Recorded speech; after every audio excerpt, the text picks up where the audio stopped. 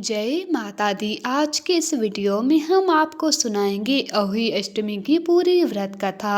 अहोई अष्टमी का व्रत कार्तिक माह की कृष्ण पक्ष की अष्टमी के दिन किया जाता है। अहोई अष्टमी का व्रत महिलाओं द्वारा अपनी संतानों की लंबी आयु, सुरक्षा और उज्जवल भविष्य के लिए रखा जाता है। इसे कई स्थानों पर अहोई आठे के नाम से भी जाना जाता है, जिसका पारण रात के समय तारों को अर्घ देकर किया जाता है। करवा चौथ की ही तरह अहोई अष्टमी का व्रत भी निर्जला रखने का विधान है। आपसे प्रार्थना है कि एक कटोरी में गेहूं के दाने या फिर हल्दी चावल लेकर ही इस कहानी को सुने। ये कथा अंत तक अवश्य सुने, क्योंकि अधूरी कथा सुनने से पाप लगता है। और कथा शुरू होने से पहले हमारे चैनल को सब्सक्राइब करके एक बार कमेंट्स में दिल से जय श्री कृष्णा जय माता दी अवश्य लिख दें। माता रानी अहोई अष्टमी की कथा को अहोई अष्टमी व्रत के दिन सुन रही सभी माताओं बहनों की संतानों को सुख समृद्धि लंबी आयु प्रदान करे, उनकी सभी मनोकामनाएं पूरी हो। तो आइए शुरू करते हैं अहोई अष्टमी की व्रत कथा। तो प्रेम से बोलिए श्री गणेशाय नमः। अहोई अष्टमी को माँ पार्वती का रूप माना जाता है। अहोई माता साक्षात माँ पार्वती का ही स्वरूप है। इन्हें संतानों की रक्षा और उनकी लंबी उम्र प्रदान करने वाली माता रानी के रूप में पूजा जाता है।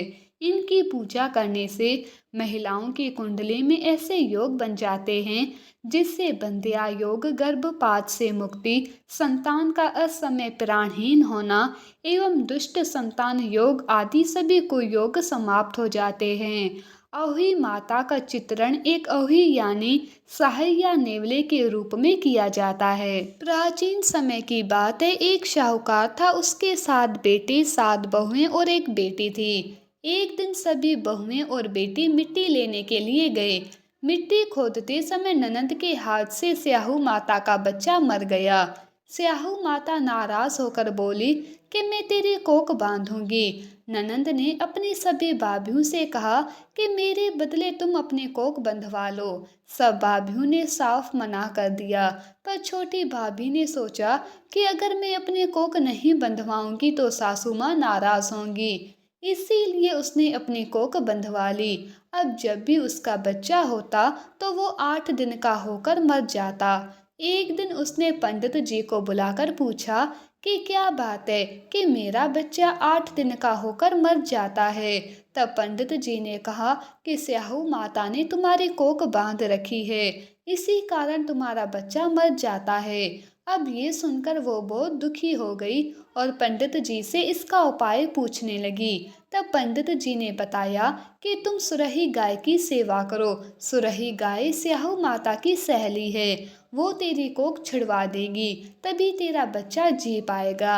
अब छोटी बहू क्या करती कि रोज सुबह सुबह ही स्याहू गाय की सेवा करने के लिए पहुंच जाती। सुबह जल्दी उठकर स्याहू गाय का जितना भी काम होता सब कराती। गौ माता जब उठती और देखती कि सब साफ सफाई हो रखी है तो सोचती कि आजकल कौन है जो मेरी इतनी सेवा कर रहा है।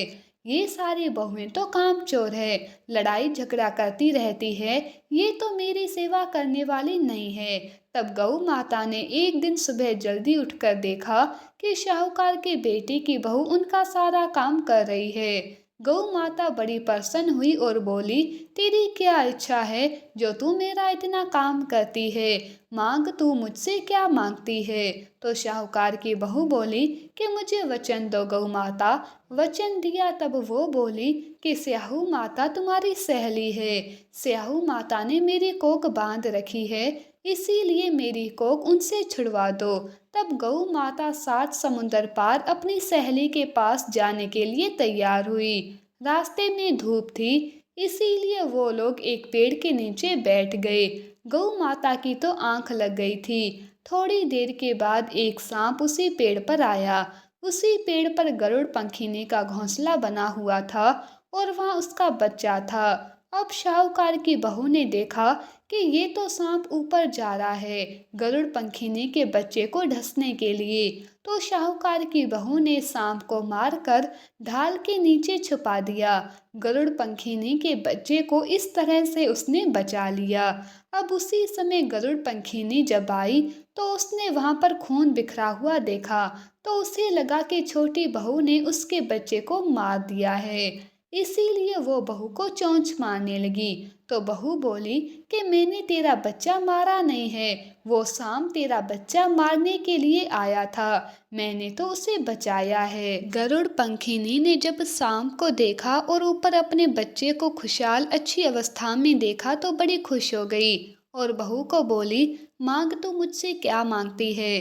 तो बहू बोली, स्याहू माता 7 समुंदर पार रहती है, अगर हो सकता है तो हम दोनों को उसके पास पहुंचा दो। गरुड़ पंखिनी ने अपने विशाल पंखों को खोला, उन दोनों को अपनी पीठ पर बिठाया और कुछ ही देर में 7 समुंदर पार स्याहू माता के पास पहुंचा दिया। स्याहू माता ने सुरही गाय को आते देखा तो बड़ी खुश हुई, बोली, आओ बहन, बहुत दिनों बाद आई हो। दोनों वहां जाके बैठ गए। स्याहू माता बोली कि मैं तो बड़ी परेशान हूँ, मेरे सर में बड़ी जुएं पड़ गई है।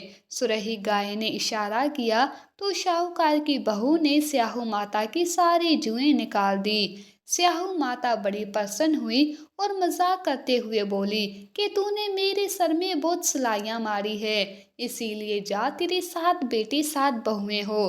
तो वो बोली कि मेरे पास तो एक बेटा भी नहीं है, 7 कहाँ से होंगे? तब स्याहू माता बोली कि क्यों क्यों नहीं होंगे? तब वो बोली, पहले वचन दो तो फिर बताऊं। स्याहू माता ने कहा कि अगर मैं वचन से फिरूं तो धोबी की गांठ पर कंकड़ी हो जाऊं।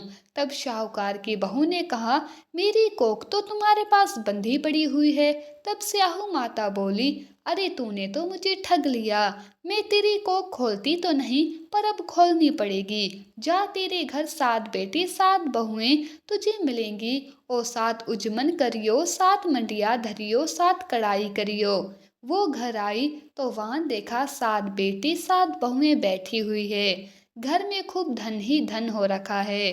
उसने बढ़िया 7 ओही मारी, 7 उजवन करियो, 7 कढ़ाई कर। दूसरी तरफ उसकी जो जेठानियां थी वो सोच रही थी कि चलो जल्दी जल्दी अहोई अष्टमी की धोख मार लो, कुछ छोटी बच्चों को याद करती रोने ना लग जाए।